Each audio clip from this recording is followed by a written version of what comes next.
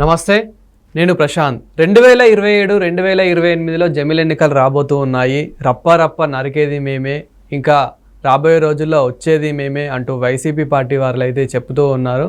అసలు మరి ఏ ఉద్దేశంతో చెప్తున్నారు అనే విషయాలు అయితే తెలుసుకుందాం. దీని గురించి అయితే మాట్లాడేందుకు ప్రస్తుతం మనతో పాటు పొలిటికల్ అనలిస్ట్ షణ్ముఖ్ గారు ఉన్నారు. నమస్తే అండి. నమస్కారం అండి. అన్న, జమిల్ ఎన్నికలు రాబోతూ ఉన్నాయా?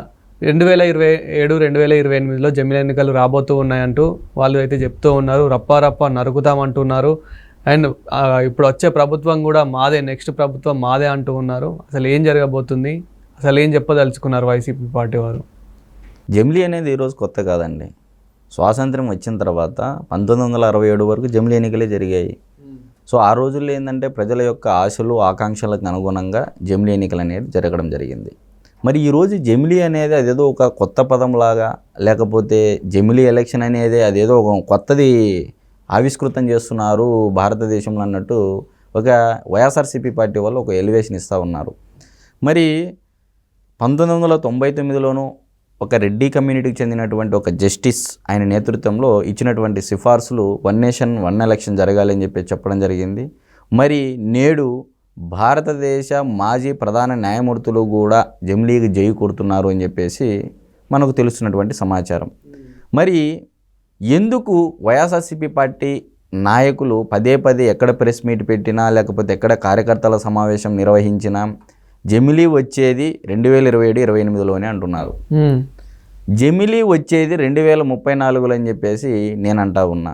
దీనికి రాజ్యాంగబద్ధంగా అంటే ఒక ప్రాతిపదిక అనేది ఉండాలి కదా. సో ఇది ఎందుకు కాదు, ఇది ఎందుకు ఈ టైంలో అవుతుంది అనేది ఒక ప్రాతిపదిక ఉండాలి కాబట్టి, సో రాజ్యాంగబద్ధంగా ఈరోజు నరేంద్ర మోడీ గారు వన్ నేషన్ వన్ ఎలక్షన్ అనేది మోడీ గారి యొక్క డ్రీమ్ ప్రాజెక్ట్ అయినా మరి ఇది చట్టబద్ధంగా రాజ్యాంగబద్ధంగా ఎందుకు కాదు అని అంటే, మామూలుగా లోక్సభలో రాజ్యసభలో రాష్ట్రపతి గారు, మరి దీనికంటే ముందుగా గతంలో ఏం జరిగింది, ఎలక్షన్ కమిషన్ ఆఫ్ ఇండియా ఒక పర్సన్ ఒక ఓటరుకి జరిగినటువంటి సంభాషణ మనం ఖచ్చితంగా చెప్పాల్సి ఉంటుంది.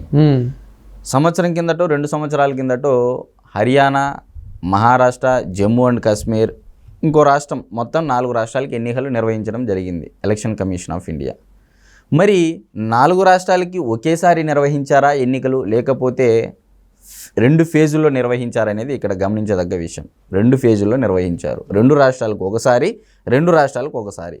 మరి దీనికి సంబంధించి ఒక ఓటరు ఎలక్షన్ కమిషన్ ఆఫ్ ఇండియాకు ఒక మెయిల్ చేయడం జరిగింది. ఏమని, అయ్యా మీరు వన్ నేషన్ వన్ ఎలక్షన్ అంటున్నారు, మరి 4 రాష్ట్రాలకు ఒకేసారి ఎందుకు ఎన్నికలు జరపడం లేదు, ఎందుకు జరపలేదు అని చెప్పేసి ఒక ప్రశ్న వేయడం జరిగింది. మరి వేసిన తర్వాత ఎలక్షన్ కమిషన్ ఆఫ్ ఇండియా ఏమని బదులు ఇచ్చింది, ఏమని సమాధానం ఇచ్చింది అంటే, మరి మేము ఇంప్లిమెంట్ చేయడానికి 4 రాష్ట్రాలలో ఒకేసారి మాకు ప్రధానంగా 3 సమస్యలు ఉన్నాయి. We have the major problems. 1 administrative challenges, security challenges, logistic challenges. మరి 4 రాష్ట్రాలలోని ఎన్నికలు జరపడానికి ఎలక్షన్ కమిషన్ ఆఫ్ ఇండియా ఒక ఓటర్ అడిగినటువంటి ప్రశ్నకి ఈ విధంగా జవాబిస్తూ మాకు ఇది వీలు కాదు అని చెప్పేసి సమాధానం ఇచ్చింది. ఇప్పుడు జమిల్ ఎన్నికల వల్ల వైసీపీ పార్టీకి అసలు ఏం ఉపయోగం ఉంది ఇక్కడ? మరి ఎలక్షన్ కమిషన్ ఆఫ్ ఇండియా ఈరోజు మొత్తం భారతదేశంలో ఎన్ని రాష్ట్రాలు ఉన్నాయండి? 29 రాష్ట్రాలు ఉన్నాయి.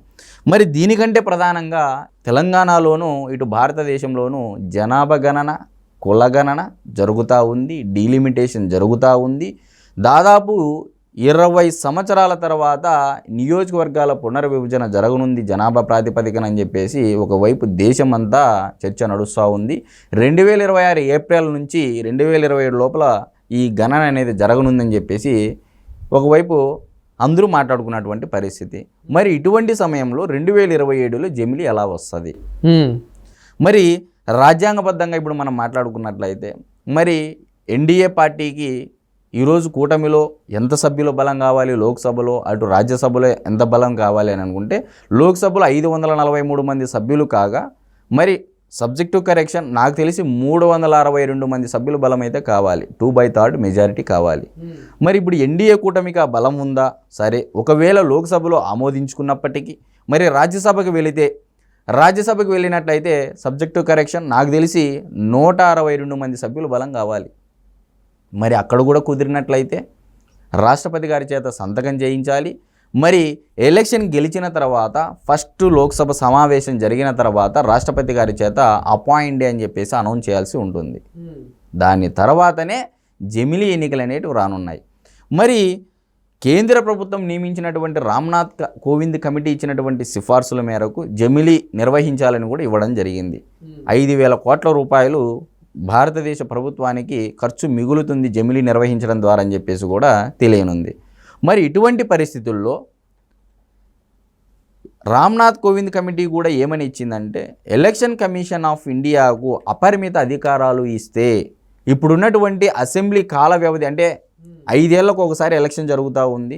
ఎలక్షన్ కమిషన్కి అపరిమిత అధికారాలు ఇచ్చినట్లయితే ఇది కొన్ని రాష్ట్రాలలో తగ్గించవచ్చు, కొన్ని రాష్ట్రాలలో పెరిగే అవకాశాలు మెండుగా ఉన్నాయి. ఆ రోజు ఉన్నటువంటి గవర్నమెంట్లు అంటే పార్టీస్ ఏవైతే రూలింగ్లో ఉంటాయో ఆ పార్టీలకు ఎక్కువ మొక్కు చూపుతారు అని చెప్పేసి ఒక జస్టిస్ చంద్రచూడ్ గారు కూడా ఒక అభిప్రాయాలు లేవలెత్తినటువంటి పరిస్థితి. మరి ఇప్పుడు రాజ్యాంగబద్ధంగా ఎందుకు కుదరదనేది ఇందాక క్లియర్గా చెప్పాం. మరి ఏ విధంగా వైఎస్ఆర్సీపీ పార్టీ నాయకులు వాళ్ళు నిర్వహించినటువంటి కార్యక్రమాలలో కార్యకర్తల సమావేశంలో ఏ విధంగా 2027-28 జమిలీ వస్తుంది అంటున్నారు. ఇప్పుడు ఆల్రెడీ 2024 ఎన్నికల్లో ఎలక్షన్ అయిపోయింది, ఇంకా జనాభా గణన జరుగుతూ ఉంది, కుల గణన జరుగుతూ ఉంది. మరి 2029 ఎన్నికలు జరిగితే మరి ఈ బిల్లు ఆమోదించబడితే మరి రాష్ట్రపతి గారి చేత ఒకవేళ అపాయింట్ అయిన అనౌన్స్ చేస్తే దాని తర్వాత 2034లో ఎన్నికలు వస్తాయి. 2034లో జమిలీ రావడానికి ఆస్కారం ఉంది తప్ప 2027, 28, 29లో రాదు అనేది రాజ్యాంగబద్ధంగా అయితే మనం ఖచ్చితంగా చెప్పవచ్చు. అంటే దీంతో మరి జగన్మోహన్ రెడ్డి గారికి కంగు తిన్నట్టేనా? ఖచ్చితంగా చెప్పవచ్చు. ఇప్పుడు 2027, 28 ఏదైతే చెప్తా ఉన్నారో జమిలీ వస్తుంది వచ్చేది మనమే అనేది, ఇది కూడా ఒక అబద్ధపు ప్రచారాలు, ఫేక్ ప్రచారాలు అని మనం ఖచ్చితంగా చెప్పవచ్చు. ఏ విధంగా వస్తుందండి? ఒకటి, ఎలక్షన్ కమిషన్ ఆఫ్ ఇండియాకి మానవ వనరులు లేవు. ఈవీఎం అంటే administrative challenges, security challenges, logistic challenges, ఈ 3 సమస్యలు ఏ విధంగా election commission of India across India మొత్తం 29 రాష్ట్రాలు అనుకుంటే 29 రాష్ట్రాల్లో ఒకేసారి లోక్సభ ఎన్నికలు, ఒకేసారి రాష్ట్రాల శాసనసభ ఎన్నికలు, అసెంబ్లీ ఎన్నికలు, అంటే ఇది పాసిబులేనా అని చెప్పేసి ఒక ప్రశ్న ఉంది. మరొక వైపు ఇది రాజ్యాంగబద్ధంగా ఏ టైంలో అవుతుంది అనేది మనం చెప్పడం జరిగింది. మరి ఏ విధంగా జగన్మోహన్ రెడ్డి గారు కార్యకర్తలకు మరి నాయకులకు జమిలీ వస్తుందని చెప్తున్నారు. కాబట్టి ఇది పక్కా ఫేక్ ప్రచారమే, అబద్ధపు సత్యదూరమైనటువంటి మాటలే మాట్లాడుతున్నారు తప్ప ఎక్కడ వాళ్ళ మాట్లాడేటువంటి దానిలో వాస్తవం లేదు అని అయితే ఖచ్చితంగా చెప్పొచ్చు. థ్యాంక్ యూ అన్న. నమస్తే.